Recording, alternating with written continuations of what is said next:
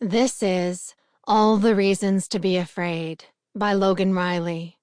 Narrated by Jason Clarke and Emma Ashton. Prologue.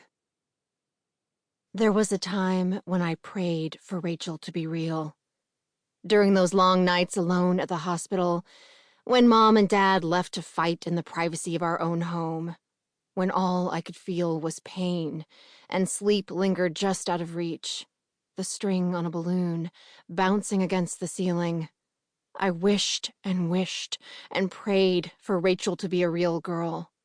I would hold very still, focusing with everything in me until I could make out her dress and the back of her shining brown hair, until I could see those mischievous blue eyes peeking at me over her shoulder.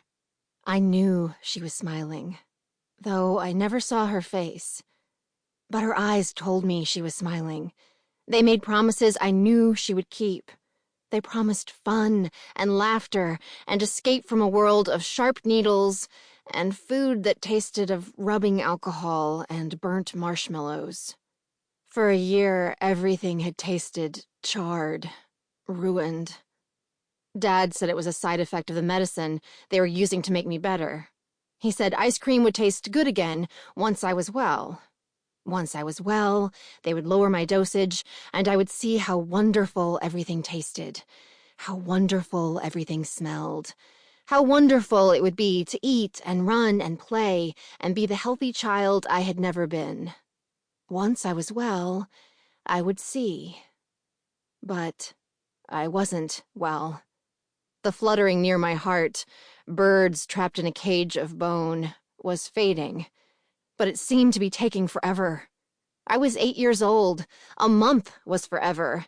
A year was an eternity. I had been trapped for an eternity in that bed with the scratchy sheets, in that room with the cold floor I could feel even through my slippers, and the night nurse who smelled so strongly of coffee, it seemed she'd bathed in it. I wanted out. I wanted a way to forget. Rachel gave me both. I'd followed her out of my room before, trailing her to adventure in the closed cafeteria or up to the roof where we danced under the stars.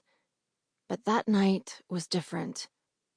The smelly nurse was right there at her desk when Rachel slipped from my room. She'd always waited until the nurse went to refill her cup before beckoning me out into the hall. Not this time. Now, she walked straight up to the desk, grabbed the nurse's cup, and threw it. Sample complete. Ready to continue?